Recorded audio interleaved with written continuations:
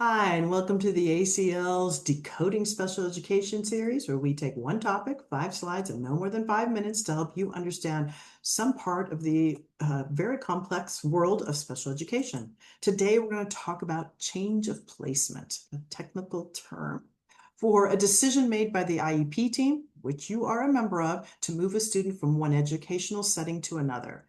It often means changing schools. It doesn't always mean changing schools.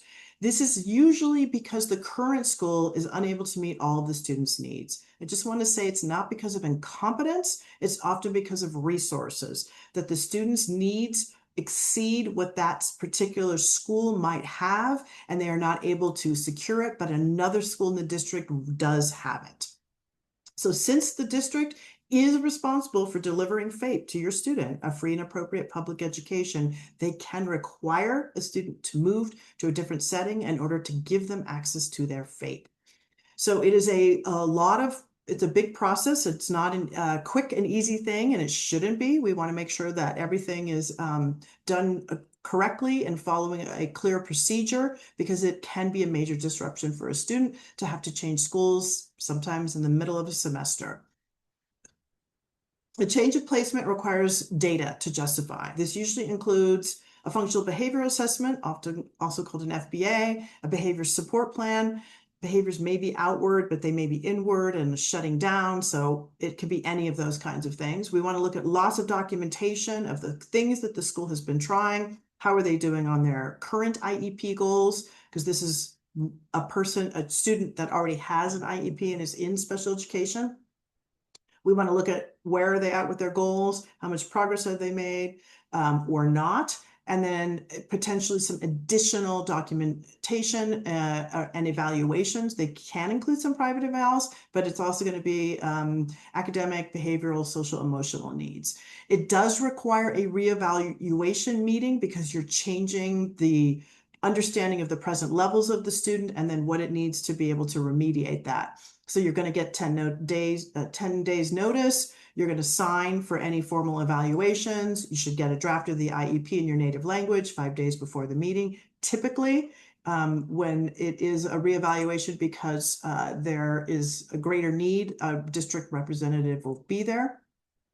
So school districts are required in the IDEA law, Individuals with Disabilities Education Act. That's a federal law. The language is a least restrictive environment.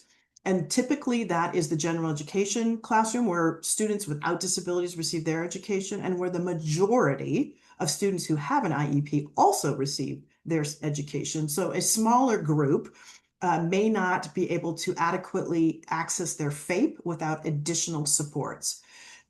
So the next level might be called a different thing in a different district. BVSD, for instance, calls them intensive learning centers or ILCs. Some districts call them significant support needs classroom, where they might receive direct support from special education team members, including paraprofessionals, at least half of their school day. That's a very general overview. There's also going to be requirements about disability categories, etc., as well as all that documentation that we previously looked at. So there are very few fully restrictive environments where there are no students without disabilities, but every district in Colorado tries very hard not to have students stay in those, even if they need to be in them temporarily. So the placement is the last decision in the IEP process. First of all, we need to look at the present levels of performance, how they're doing on their goals, what accommodations have been there, are things being implemented with fidelity, what's going on, what's the whole picture of that student, which referring back to a couple slides ago.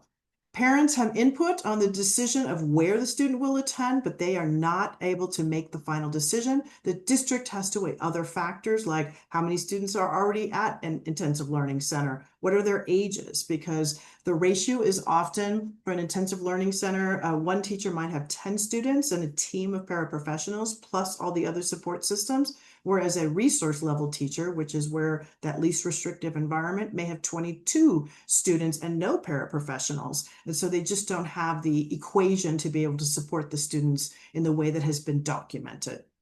If your student is The decision is made to change placement. It's typically going to be done fairly quickly, and special education transportation would likely be offered to you. You may decline or decide what you want to do with that. And you also want to ask, and make sure you do, to tour the new school, meet the new teacher, introduce the student, anything you can do to make a really good education transition plan for your kiddo.